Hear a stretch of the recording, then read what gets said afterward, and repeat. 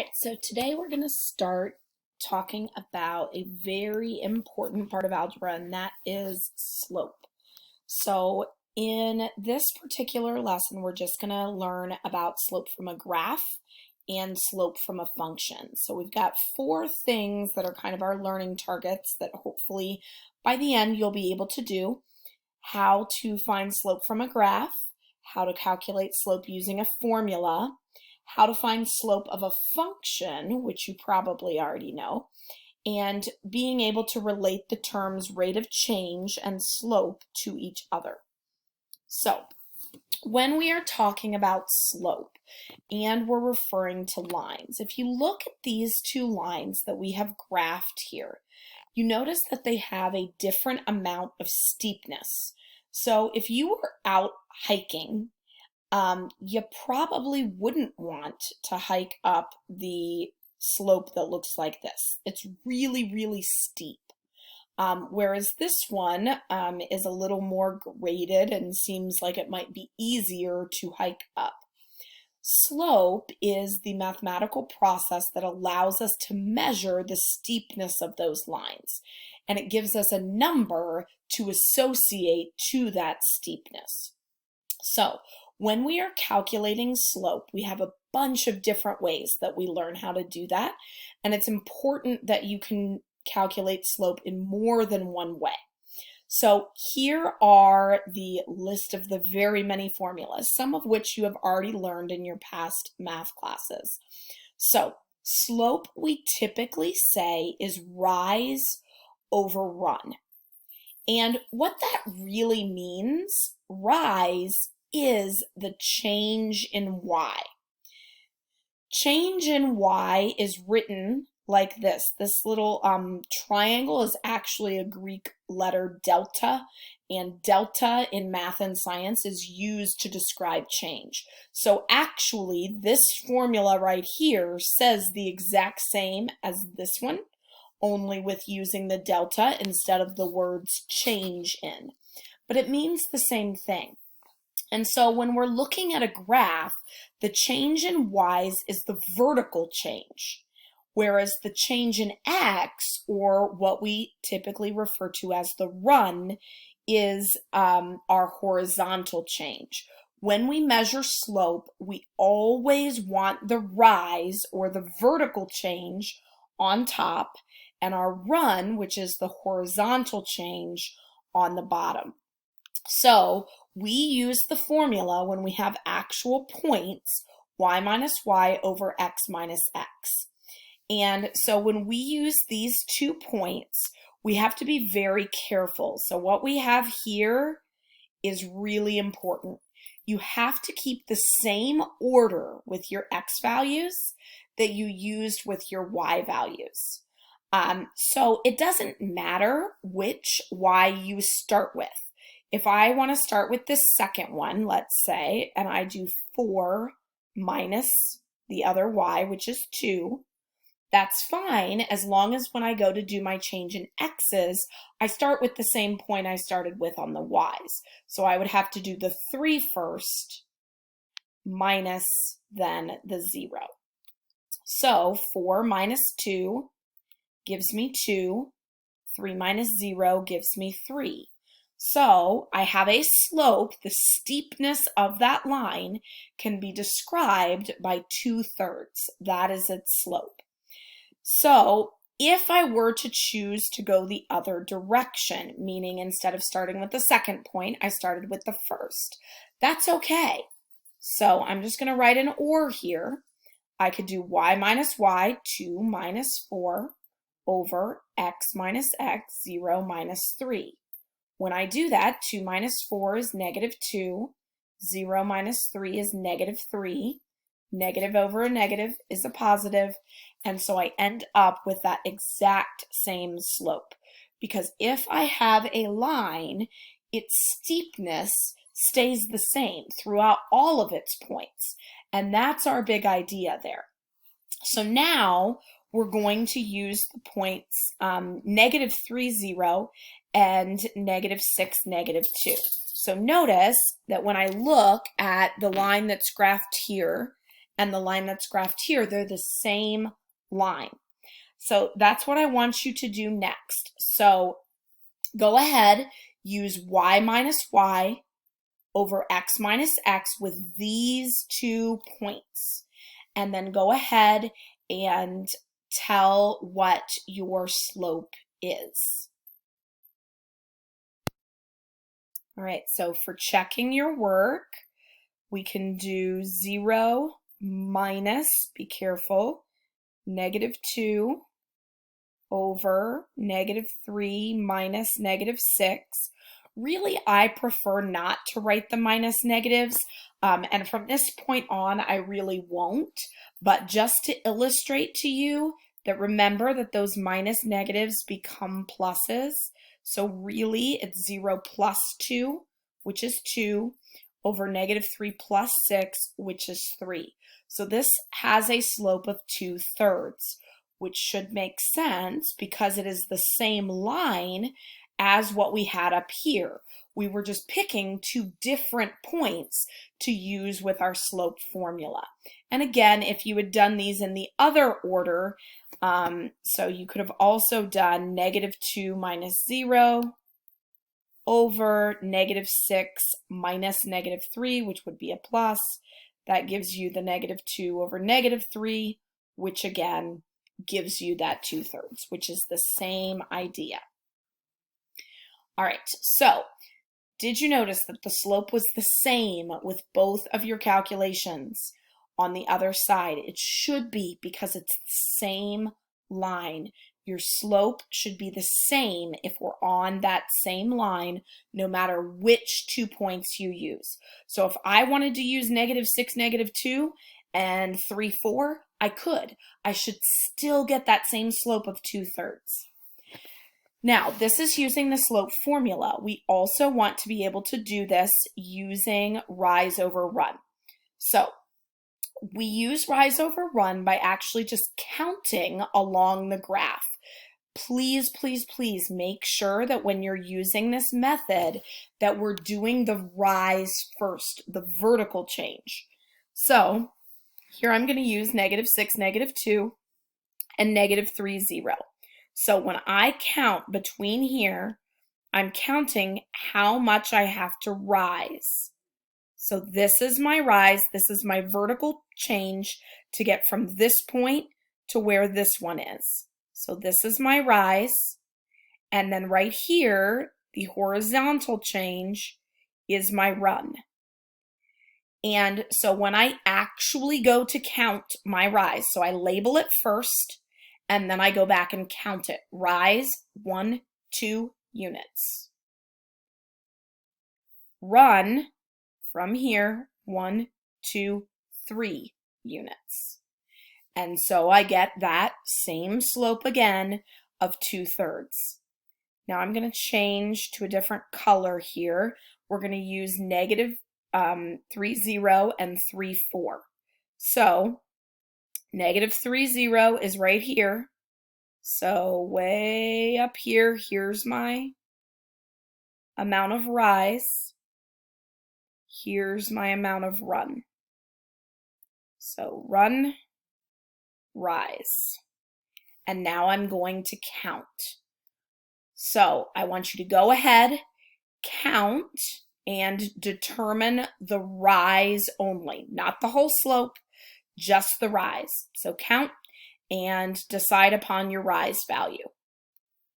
All right, when you counted 1, 2, 3, 4, hopefully you got 4 for your rise value. Now we're going to go ahead and count the run value. So go ahead, count, and then enter your run value. So we have 1, 2, 3, 4, 5, 6. So rise was 4, run was 6. This illustrates for us, even though the rise and run values are different, this still gives us the same slope, because slope we always list as a reduced fraction, and 4 and 6 are both divisible by 2, and so that gives us 2/3 for our final slope. Remember that rise over run means the same thing as change in y over change in x.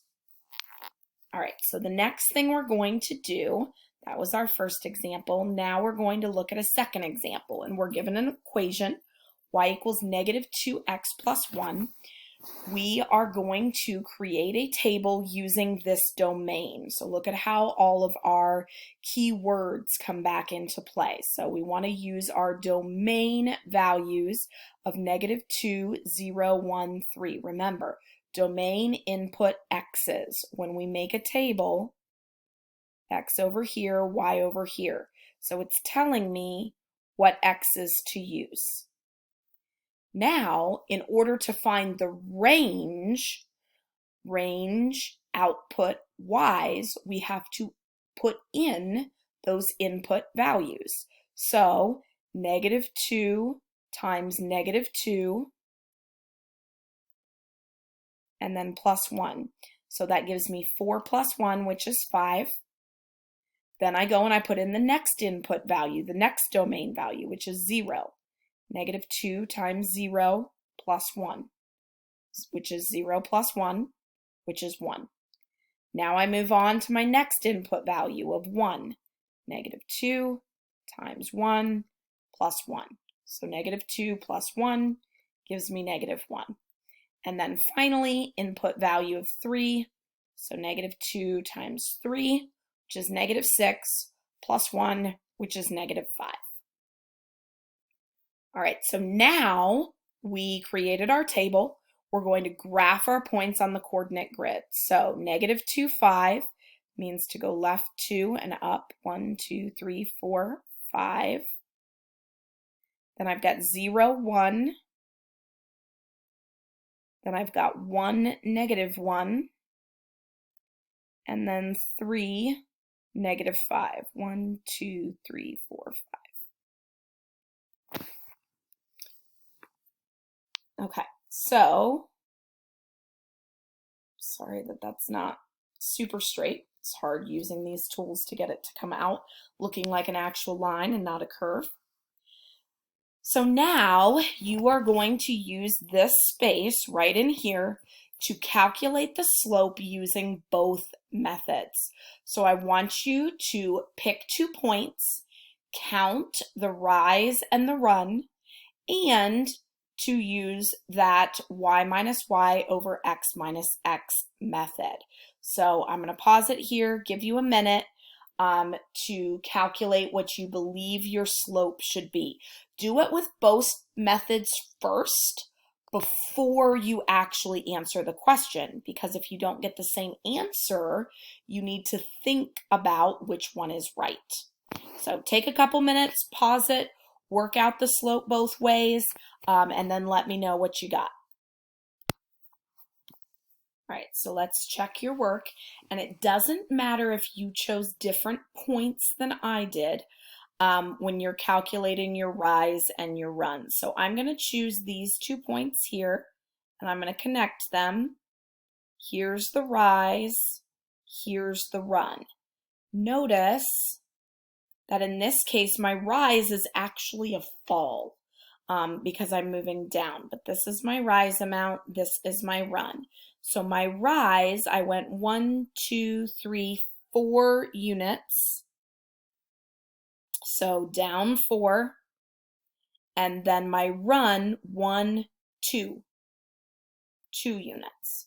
Negative 4 over positive 2 is negative 2. Now I'm going to use the slope method. And just to illustrate that it should be the same, I'm going to use 2 different points. This time I'm going to use the 1, negative 1 and the 3, negative 5. So y minus y, so negative 5 minus negative, which becomes a plus, so plus 1, over 3 minus 1. Negative 5 plus 1 is negative 4. 3 minus 1 is 2, which does indeed give me that slope of negative 2. So make sure that you correct yourself if you missed that, if you had some issues with that answer.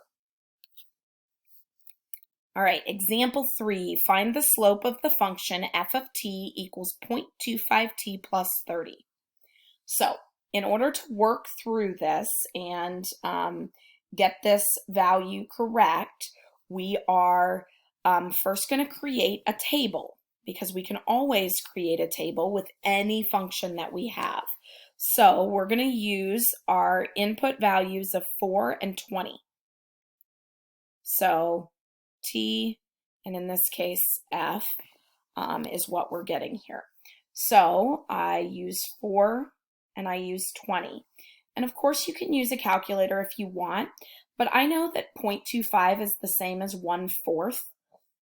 So 1/4 times 4 plus 30 is what I'm doing. 1/4 of 4 is just 1. Plus 30 gives me 31. So I'm just using it without having to be able to do a calculator here. Next, I'm going to input 20. So 1/4 of 20 plus 30. So 1/4 of 20, if you're dividing 20 by 4, is 5. So 5 plus 30 gives us 35. So here are our values here. In order to find the slope, because remember we're not done yet, we created the table first, now we find the slope by doing the y minus y, in this case the f's, 35 minus 31 over the t's, which are like our x's, 20 minus 4.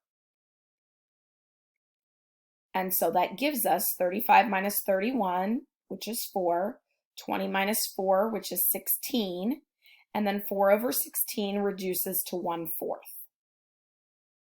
So we got a slope of 1/4. Now it asks, how would your answer have differed if you chose t equals -8 and t equals 12? So let's look. Let's make that. So if t is -8 and t is 12, -8, plug that in, 1/4 of that plus 30. So that'd be -2 plus 30, which is 28. And then for 12, 1/4 times 12 plus 30. 1/4 of 12 is 3, plus 30 is 33. So I'd have 33 minus 28 over 12 minus -8, which is the same as plus 8. So 33 minus 28 is 5, and then 12 plus 8 is 20. 5 over 20, still 1/4.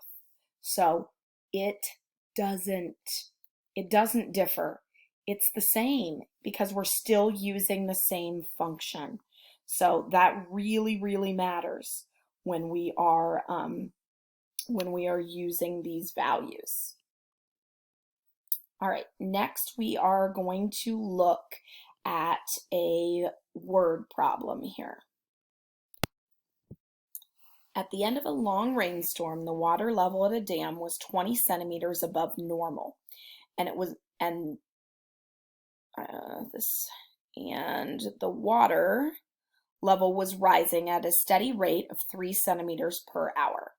Let H represent the number of hours since the end of the rainstorm. Write a function, w of t, that models the water level of the dam over the next 10 hours. So here we need to let t represent, that would be a typo there, so go ahead and fix that. If the function is w of t, then that means we need that our input variable to be t and our output variable to be the height of the water.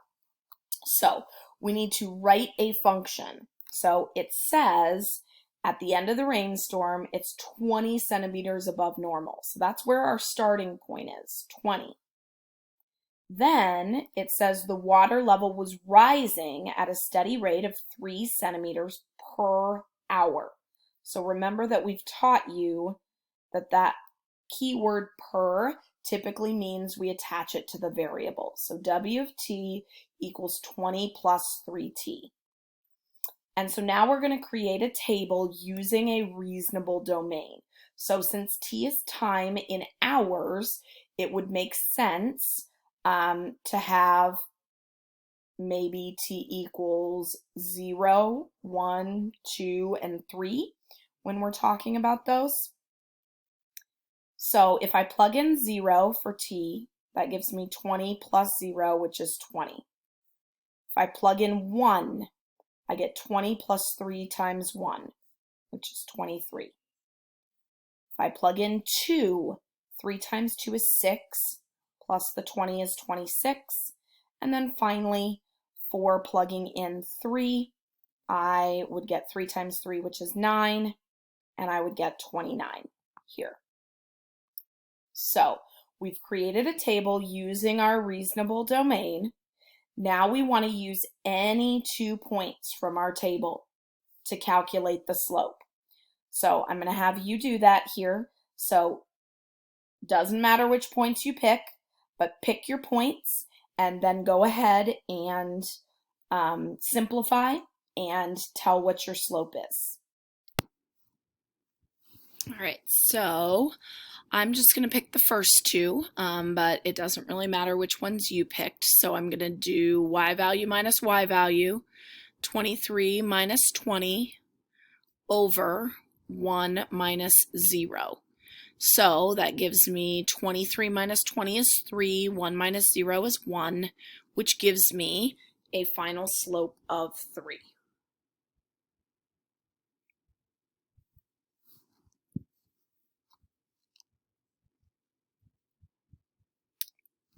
So here's the big idea. Hopefully you noticed that the slope that we calculated matches the rate at which the water level is rising. And that is because one of the most important concepts that you need to understand when we're talking about linear functions is that slope is the rate of change. They're equivalent. So if you can spot the rate of change in a function or a given real life scenario, then you also know the slope of the graph. So here are some more examples that we're going to look at. But again, look, steady rate of 3 centimeters per hour, and our slope was 3. So really important that you know slope is the rate of change. So example 5. An oven is at a temperature of 200 degrees Fahrenheit and is heating up at a rate of 8 degrees per minute. What is the rate of change of the oven temperature? So here's where you now need to see if you have learned what we illustrated from here.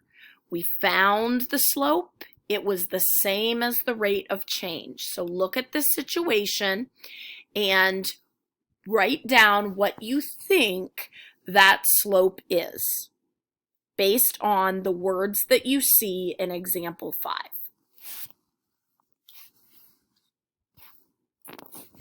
Okay, so to see if you were right, we're going to verify our answer by doing the same thing we've done in the other examples. The slope is the rate of change of the oven temperature, and you only need 2 points.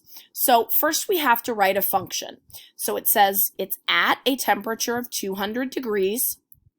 It's heating up at a rate of 8 degrees per minute. So 8 times time, in this case, the number of minutes. So we make our table. We only need 2 points. So let's just say that we are going to use the points 2 and 5 for t, so 2 minutes and 5 minutes. So 200 plus 8 times 2. So that gives us 216 for the temperature. Then we do the same thing with the 5. So 200 plus 8 times 5. 8 times 5 is 40, so that gives us 240 here. So our slope calculation then, y minus y, or in this case, d minus d, 240 minus 216, divided by t minus t, so 5 minus 2. So 240 minus 216 gives us, let's see, 16, 26, 36, so that gives us 24. 5 minus 2 is 3, and 24 over 3 is 8. So the slope, hopefully, you originally answered 8, because that's what we got when we did all of the work. But when you're asked for the rate of change, as opposed to being asked for the slope, we use units in our answer. So the rate of change is 8, and then we say degrees per minute, because we always put the units in our answer when we're saying rate of change. If it just asks you for the slope, number by itself is enough. But if it says rate of change, you need that label. Notice that the units correspond to the units in our slope calculation. So we had the temperature on top, the degrees, over the number of minutes. All right, final example. A car has a value of $12,000, but its value is depreciating, which means decreasing, by $200 per month. What is the rate of change of the car's value? So value over time, so our initial amount is $12,000, and then says it's decreasing by $200 per month, and we're using t because that's what it says in our function. So we have our t and our v column on the table, and so since this is number of months, maybe we do 1 month and 4 months. You can pick whatever values you want, really. So if I plug in 1, I have 12,000 minus 200 times 1. So 12,000 minus 200, which is 11,800.